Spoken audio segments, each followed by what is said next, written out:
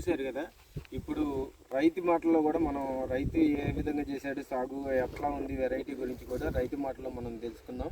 ఈయన పేరు ఆది రవి గారు అండి, ఈ తోట ఓనరు. ఈయన మాటలో తెలుసుకుందాం. సార్ ఎట్లుంది తోట వెరైటీ? తోట బాగుందండి, తెగులు కూడా తట్టుకుంటుంది. ఇంకో విషయం ఏంటంటే దీనికి బొబ్బరు వైరస్ అనేది కూడా రావట్లేదండి. ఎక్కడ తీసుకొచ్చారండి ఈ వెరైటీని? మన చంద్రలపాడులో శాఖమూరి రమేష్ గారి నర్సరీలో తీసుకున్నామండి. మంచి వెరైటీ రవి, నువ్వు బాగా చేస్తావు కాబట్టి నువ్వు తీసుకుని వెళ్ళి. ఆ నర్సరీకి విత్తనాలు ఎక్కడి నుంచి వచ్చినాయండి? హరిత సీడ్స్ వాళ్ళు పంపించారు.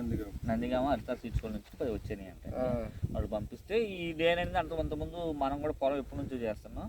రవి నువ్వు కొద్దిపాటి రైతు కాబట్టి కొద్దిగా ఎక్కువగా చేస్తావు కాబట్టి వెరైటీ నీడు పొక్కునూరు వాళ్ళకి ఇస్తే 45 క్వింటాలు లెక్క అయినాయి.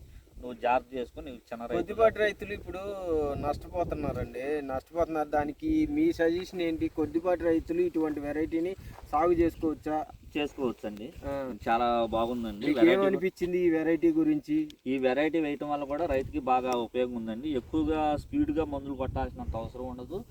మళ్ళీ మనకి 6 తళ్ళు కూడా వేయాల్సిన అవసరం లేదండి. 15 రోజులకు ఒకసారి తడేస్తేనే బాగుంటుందండి. ఎన్ని కట్టలు మందు కట్టలు యూజ్ చేశారు దీనికి? దీనికైతే ఇప్పటికి 8 కట్టలే యూజ్ చేసామండి. తోటలో ఎక్కడైనా బొబ్బరి చెట్టు ఏమీ లేవండి. వైరస్ నుంచి అన్ని తట్టుకుంటుందండి, నల్లికి కూడా కొంచెం తట్టుకుంటుంది. కాయ సైజు కానీ సైజ్ కూడా ఓకేనండి, సైజ్ బాగుందండి. మీకు ఎక్కడైనా తాలు శాతం ఎక్కడైనా తాలుగా కానీ ఏమైనా కనిపించిందా మీకు తోటలో? లేదండి, మా పక్క రైతులు కూడా ఎక్కడ తెచ్చావు ఏందని అడుగుతున్నారండి.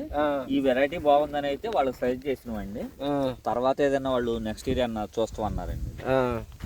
సరేనండి, థ్యాంక్ యూ అండి. ఓకే, థ్యాంక్ యూ అండి. అందరికీ నా కృతజ్ఞతలు.